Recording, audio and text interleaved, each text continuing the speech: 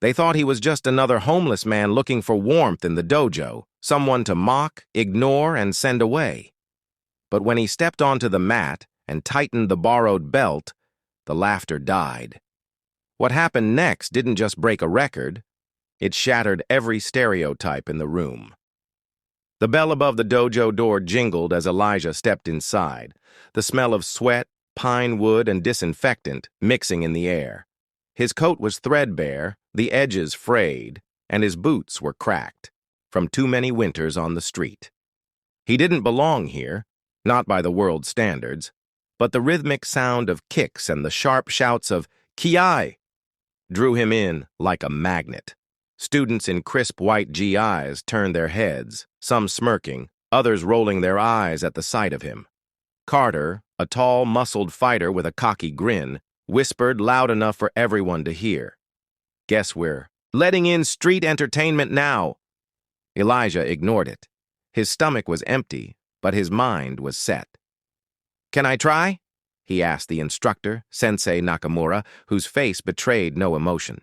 There was a pause, a moment thick with judgment, before the sensei finally said, "Remove your coat. Step onto the mat." The room buzzed with suppressed laughter as Elijah was handed a spare gi that hung awkwardly on his lean frame. They expected him to stumble, maybe pull a muscle, but Elijah's movements were quiet, deliberate, like a man who'd been here before. When the heavy bag was brought out for a demonstration of power kicks, Carter volunteered first, striking it, hard enough to make it sway. The class clapped, already certain no one could top him. Then Elijah stepped forward. His bare feet grounded against the mat, his breath slowed, and in one fluid motion, his heel connected with the bag so hard that it slammed against the wall with a loud, hollow boom. The room fell silent. "Beginner's luck," Carter muttered, but his voice lacked confidence now. Sensei Nakamura tilted his head, studying Elijah, not with skepticism anymore, but with curiosity. The whispers in the room shifted from mocking to murmurs of, "Where'd he learn that?" and "Who is this guy?" Elijah didn't answer. He just waited for the next challenge.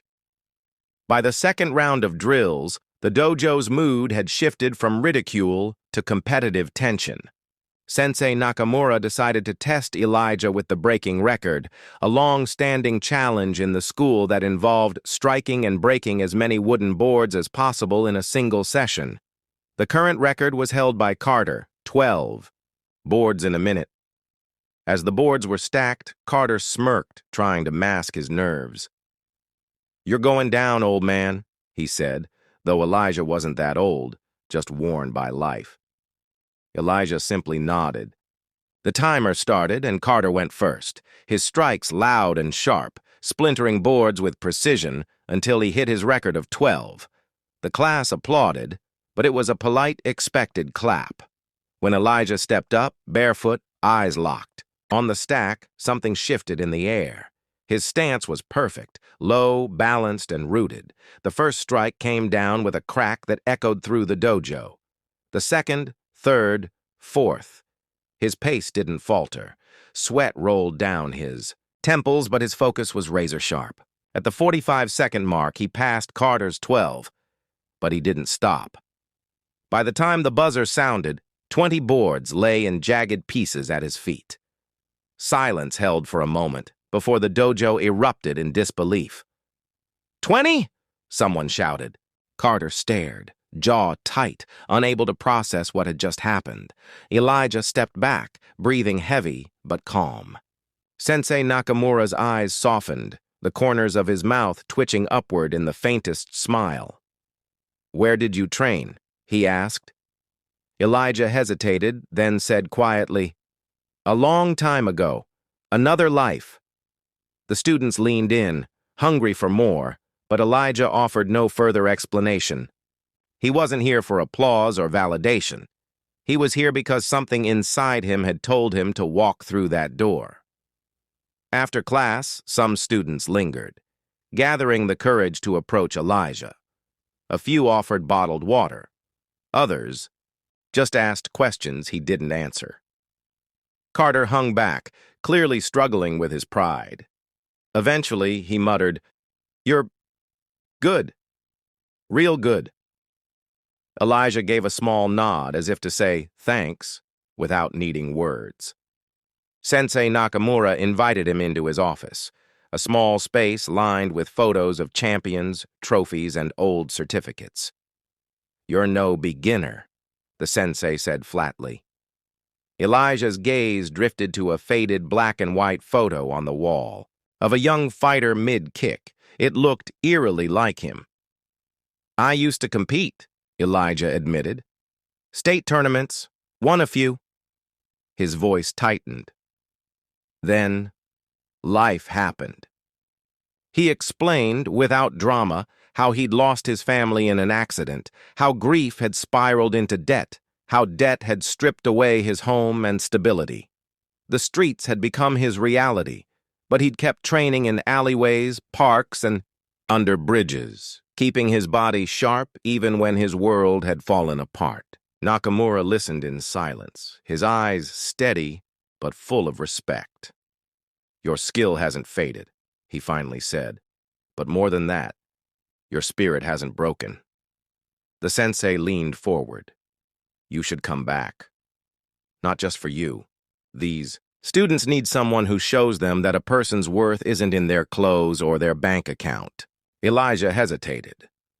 Years of being unseen had made him cautious about stepping into the spotlight.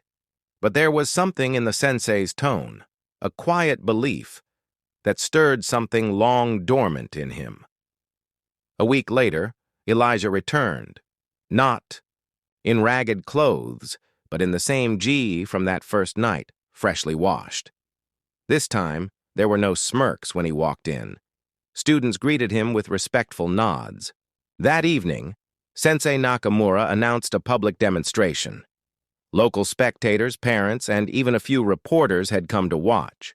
Elijah was asked to repeat his record-breaking strike, and as he stepped onto the mat, the air buzzed with anticipation. The boards were stacked, 25 this time to push the limit. Elijah bowed, inhaled deeply, and moved like water, fluid yet unstoppable. Each strike cracked the boards like thunder, the crowd gasping with every break. When the final board split, the dojo exploded with cheers. 25, a new record, one that might stand for decades. Among the spectators was Daniel Reyes, director of a local youth martial arts program. After the event, he approached Elijah. "I need instructors," Daniel said. "Kids who think they've got no chance. Someone like you could show them. They're wrong." Elijah took the card, feeling a strange warmth in his chest. Months later, the man once mocked in the dojo stood at the front of a packed youth class, teaching kids not just how to fight, but how to believe in themselves. His record had opened a door, but his story was what kept it open. And in the quiet, moments after class, when the mats were rolled up and the kids went home smiling, Elijah realized the record wasn't the most important thing he'd broken. He'd broken the belief that he was finished.